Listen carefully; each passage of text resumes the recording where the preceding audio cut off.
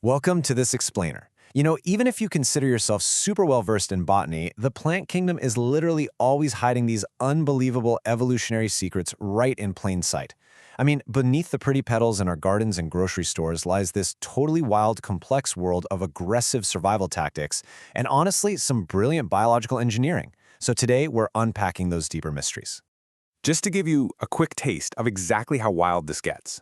Why on earth would a flower evolve to smell like rotting meat, right? It totally defies the fundamental logic of sweet-smelling blooms. But as you'll see, this is a perfect example of a hyper-specific evolutionary strategy. These plants aren't just sitting there looking pretty. They're actively manipulating their ecosystems. Okay, let's dive right into this. Here's our roadmap for today. First up, extremes of the natural world. Then, bizarre survival strategies. Third, masters of time. And finally, blooms that built economies.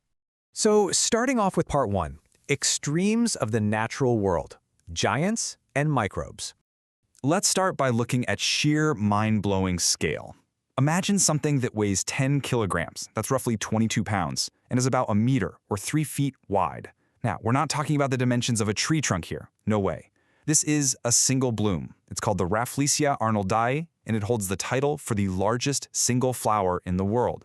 It absolutely shatters the conventional bounds of plant biology.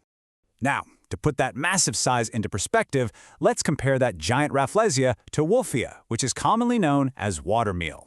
Wolffia is actually the world's smallest flowering plant, measuring only about 1 single millimeter across. To picture that, you could literally fit thousands of these entire, fully grown plants onto just one single petal of the Rafflesia. It's an insane juxtaposition. All right, moving right along to part two, bizarre survival strategies, growth, odor, and attraction. Now that we understand those physical extremes, let's look at how these plants actually behave. Have you ever driven past a field of sunflowers and noticed they're all facing the exact same direction? Well, this is a process called heliotropism. Young sunflowers physically track the sun as it moves across the sky throughout the day. It's like they have built-in solar panels. They aren't passive at all. They're constantly calculating their position to absorb as much sunlight as possible, which fuels their aggressive, rapid growth. And flowers also actively negotiate with the animal kingdom. Those bright colors, unique patterns, and sweet fragrances we love, they aren't just random decorations. It's actually a highly specialized communication toolkit. Think of it as a targeted broadcast, reaching out to specific pollinators like bees and butterflies. It's basically an evolutionary contract. Hey, I'll give you some sweet nectar if you help me reproduce. Which actually brings us right back to that question we asked at the start.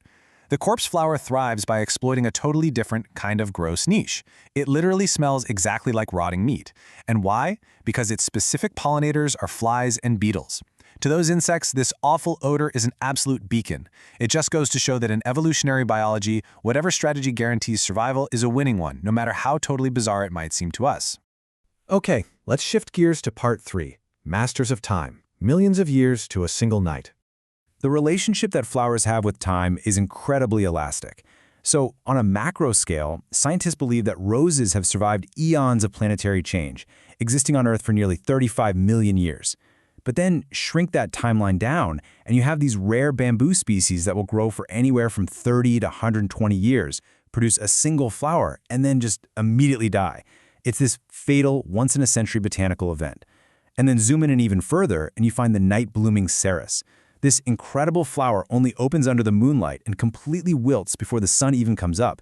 So we're going from a lifespan spanning millions of years all the way down to a frantic, beautiful rush of just a few hours. And that brings us to our final section, part four, blooms that built economies, fortunes, and flavors. Because the truth is, these biological wonders haven't just shaped wild ecosystems. They have literally driven human history and our economies. Get this, during the Dutch tulip mania in the 1600s, the market became so utterly irrational that a single solitary tulip bulb could cost as much as an entire house. No joke. A flower that is just a common garden staple today was once the literal equivalent of gold, sparking what was one of the very first major economic bubbles in recorded history.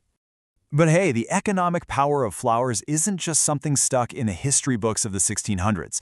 It's happening right now, probably in your own kitchen. Let me ask you this. Where does your absolute favorite flavor come from? Think about it. Whether it's in your morning coffee, your favorite scoop of ice cream, or those baked goods you love so much, there is a very, very high chance you are interacting with a floral economy every single day.